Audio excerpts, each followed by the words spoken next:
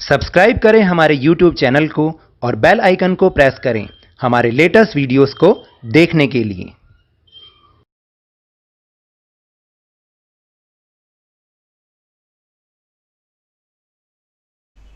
Hello and welcome to Lavneesh sir की class.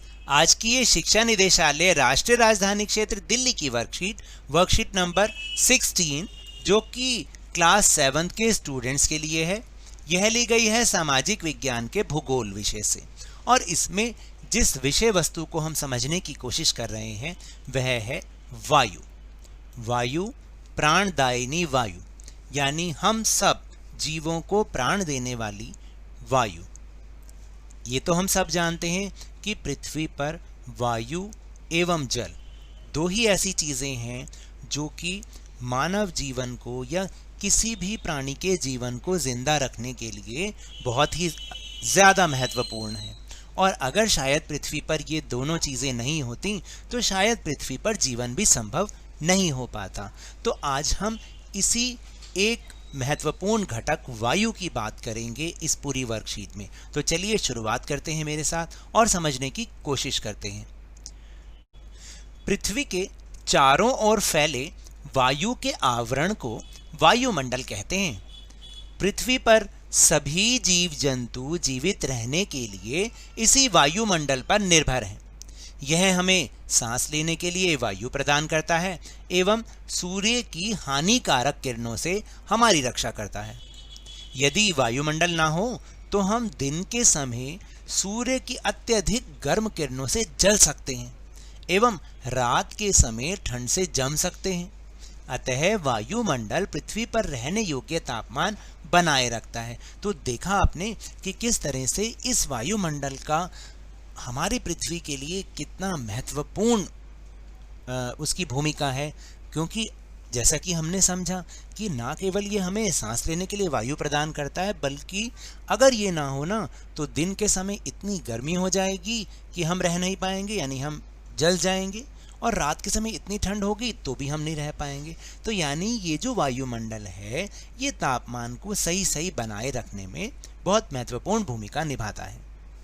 फिर इसके बाद है कि जिस वायु का उपयोग हम सांस लेने के लिए करते हैं वास्तव में वह अनेक गैसों का मिश्रण होती है। ये तो हम सब जानते हैं कि हम ऑक्सीजन लेते हैं और ऑक्सीजन भी उसी जो प्राणदायिनी वायु है उसकी एक महत्वपूर्ण गैस है। तो ना केवल ऑक्सीजन बल्कि इस वायुमंडल में बहुत सारी गैसें शामिल हैं। आइए देखें वो कौन कौन सी गैसें हैं। वो गैसें हैं, देखिए ऑक्सीजन तो है ही है जो कि हमारे इस वायुमंडल में 21% है। इसके अलावा जो गैस सबसे ज़्यादा है वो है नाइट्रोजन 78%। इसके अलावा कार्बन डाइऑक्साइड भी है जो कि हम छोड़ते हैं और पौधे अपना भोजन बनाने में कार्बन डाइऑक्साइड का उपयोग करते हैं। आपको पता है कि वो कितने प्रतिशत है? वो है 0.03%, यानी बहुत ही कम। इसके अलावा एक आर्गन गैस भी होती है जो कि 0.93% है और इसके अलावा बाकी और भी गैसेस होती हैं जिनका प्रतिशत 0.04 होता है। तो इस तरह से हमारा ये वायुमंडल अनेक गैसों का मिश्रण है। तो चलिए अब इन्हीं गैसों के बारे में थोड़ी बहुत जानकारी प्राप्त करते हैं। जैसे पहली गैस है नाइट्रोजन, क्योंकि ये वायुमंडल में इसका भाग सबसे ज़्यादा है। आखिर ये क्या करती है? वायु में सर्वाधिक पाए जाने वाली गैस नाइट्रोजन होती है जो पेड़ पौधों के बढ़ने में सहायक होती है। आपको याद है हमने नाइट्रोजन चक्र भी के बारे में थोड़ा बहुत पढ़ा हुआ है कि नाइट्रोजन गैस पेड़ पौधों के बढ़ने में बहुत सहायक होती है, क्योंकि ये वो जो पौधे होते हैं वो वायुमंडल से डायरेक्ट तो नहीं ले सकते। तो इसलिए क्या होते हैं कि बहुत सारे जो सूक्ष्म जीव होते हैं उनके जरिए मिट्टी में मिल जाती है और मिट्टी से पौधों में चली जाती है। फिर जो उसके बाद दूसरी सबसे अधिक प्रतिशत वाली गैस है वो है ऑक्सीजन, जिसका प्रयोग हम सांस लेने में करते हैं। और अगर ये ऑक्सीजन ना हो तो शायद हम भी जिंदा नहीं रहेंगे। आखिर ये क्या है? प्रचुरता में मिलने वाली दूसरी गैस है जो कि सभी जीव जंतुओं व मनुष्यों के जीवित रहने के लिए बहुत ज़्यादा ज़रूरी है, जैसा कि मैंने अभी आपको समझाया। फिर इसके बाद नंबर आता है कार्बन डाइऑक्साइड का। मनुष्य व जीव जंतु दोनों ऑक्सीजन लेते हैं और कार्बन डाइऑक्साइड छोड़ते हैं, लेकिन इसके विपरीत जो पेड़ पौधे होते हैं ना, वो कार्बन डाइऑक्साइड लेते हैं और ऑक्सीजन छोड़ते हैं। तो इस तरह से वायुमंडल में इन गैसों का संतुलन बना रहता है।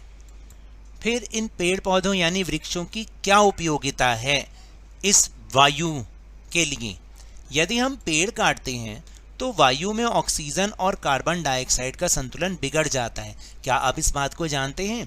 क्योंकि अभी अभी मैंने आपको समझाया कि जो कार्बन डाइऑक्साइड हम छोड़ते हैं वो पेड़ पौधे ग्रहण करते हैं भोजन बनाने के लिए, भोजन ग्रहण करने के लिए, और बदले में वो हमें ऑक्सीजन देते हैं। तो इस तरह से ये चक्र चलता रहता है। लेकिन अगर हम पेड़ काट दें तो इसमें असंतुलन पैदा हो जाता है, इसलिए हमें पेड़ नहीं काटने चाहिए।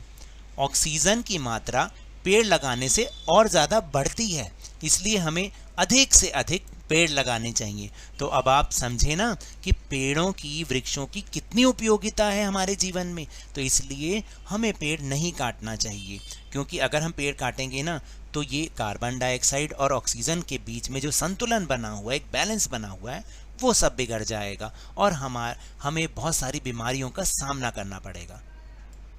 फिर हम बात करते हैं कार्बन डाइऑक्साइड की। देखिए, कार्बन डाइऑक्साइड कहने में तो सभी कहते रहते हैं कि कार्बन डाइऑक्साइड बढ़ गई है, कार्बन डाइऑक्साइड का इतना बुरा प्रभाव हमारे इस वातावरण पर, वायुमंडल पे पड़ रहा है। ऐसा नहीं है। कार्बन डाइऑक्साइड एक महत्वपूर्ण गैस है, यानी उसके कुछ प्लस पॉइंट्स भी हैं। तो चलिए जानें क्या है उसके प्लस पॉइंट्स या क्या है उसका अच्छा प्रभाव। कार्बन डाइऑक्साइड वायुमंडल में फैलकर पृथ्वी से विकिरित ऊष्मा को पृथ्वी पर ही रोककर ग्रीन हाउस प्रभाव पैदा करती है, इसलिए इसे ग्रीन हाउस गैस भी कहते हैं। याद रखिएगा कि कार्बन डाइऑक्साइड को ग्रीन हाउस गैस भी कहते हैं। आखिर ये ग्रीन हाउस प्रभाव है क्या?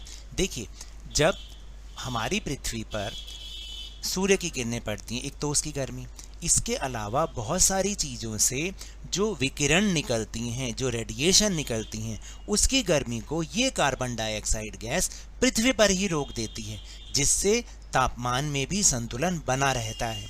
क्योंकि अगर ये ना हो तो क्या होगा, यानी कि इसके अभाव में धरती इतनी ठंडी हो जाती कि उस पर रहना ही असंभव हो जाता। लेकिन जब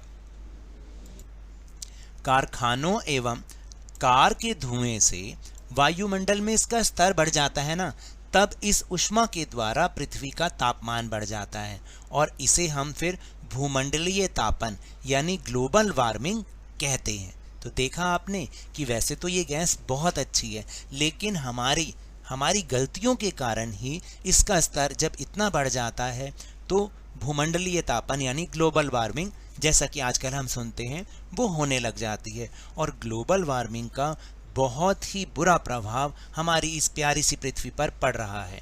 देखिए क्या उसका प्रभाव है।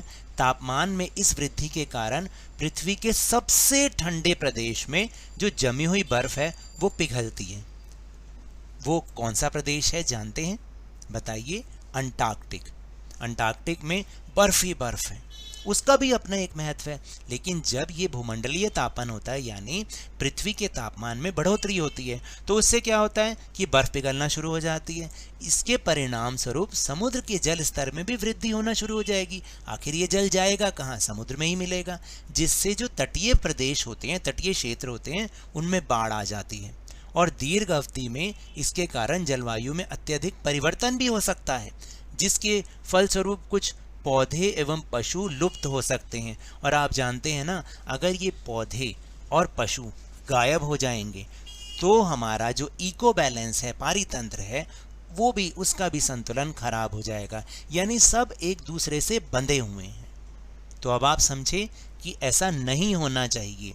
इसको पढ़ाने का जो उद्देश्य है वो यही है कि हम अपने क्रियाकलापों से अपनी पृथ्वी को नुकसान ना पहुंचाएं। तो चलिए अब हम चलते हैं अपने प्रश्नोत्तर की ओर। तो पहला प्रश्न है कि वायुमंडल क्या है? बहुत ही आसान प्रश्न है। उत्तर है कि पृथ्वी के चारों ओर फैले वायु के आवरण को आवरण होता है एक हल्की सी परत, उसको हम वायुमंडल कहते हैं। फिर दूसरा प्रश्न बहुत ही आसान, पृथ्वी पर तापमान की वृद्धि के क्या कारण है? जैसा कि अभी अभी हमने समझा, पृथ्वी पर तापमान में जो वृद्धि हुई है ना, उसका मुख्य कारण मनुष्य द्वारा निर्मित ग्रीन हाउस गैसें भी हैं। यानी जब इनका स्तर बढ़ जाता है, कैसे बढ़ जाता है? जैसे अभी हमने समझाया था कि जब कारखानों एवं कार के धुएं से वायुमंडल में कार्बन डाइऑक्साइड और ग्रीन हाउस गैसों का स्तर बढ़ जाता है, तब इस ऊष्मा के कारण पृथ्वी का तापमान बढ़ जाता है और इसे ही हम क्या कहते हैं? ग्लोबल वार्मिंग या भूमंडलीय तापन। फिर तीसरा प्रश्न है, रिक्त स्थानों की पूर्ति कीजिए, और इसके लिए आपको संकेत यानी हिंट्स भी दे रखे हैं, यानी आपको इसी में से ही अपने खाली स्थानों में, रिक्त स्थानों में भरना है। जैसे पहला है, पेड़ पौधे कौन सी गैस छोड़ते हैं? ऑक्सीजन। यस, यहाँ से आपको लेना है, ऑक्सीजन गैस छोड़ते हैं। उसके बाद इस खाली स्थान में क्या भरना है कि गैस है ग्रीन हाउस प्रभाव पैदा करती है। कौन सी गैस ग्रीन हाउस प्रभाव पैदा करती है? Yes, carbon dioxide. और फिर तीसरा है, पृथ्वी के वायुमंडल के तापमान में वृद्धि को क्या कहते हैं? भूमंडलीय तापन। अब आपको समझ में आया। अब चलते हैं अपने प्रश्न नंबर 4 पर।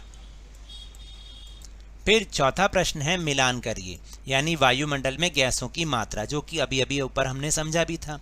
तो आपको सही प्रतिशत से सही गैस का मिलान करना है। जैसे पहला है नाइट्रोजन, नाइट्रोजन है 78%। ऑक्सीजन का मिलान करना है हमें 21% से। कार्बन डाइऑक्साइड कितना प्रतिशत है? 0.03%। फिर ऑर्गन कितने प्रतिशत है? ऑर्गन है 0.93%। और पांचवा है अन्य गैसें, बाकी की अन्य गैसें 0.04%। तो ये तो थी आज की वर्कशीट। अगर मेरे इस तरह समझाने से आपको थोड़ा सा भी समझ में आया हो तो इस चैनल को ज़्यादा से ज़्यादा सब्सक्राइब कीजिए, लाइक कीजिए और बहुत ज़्यादा शेयर भी कीजिए। और हाँ, मेरे साथ इसी तरह वर्कशीट को समझते रहिए, लेकिन ध्यान और मन लगाकर पूरी मेहनत और लगन के साथ पढ़ते रहिए। और अगर आपको कोरोना वायरस से बचना है ना, तो अपने हाथों को नियमित रूप से साबुन और पानी से ज़रूर धोते रहिए, मास्क जरूर लगाइए, क्योंकि जब तक दवाई नहीं तब तक कोई ढिलाई नहीं। धन्यवाद।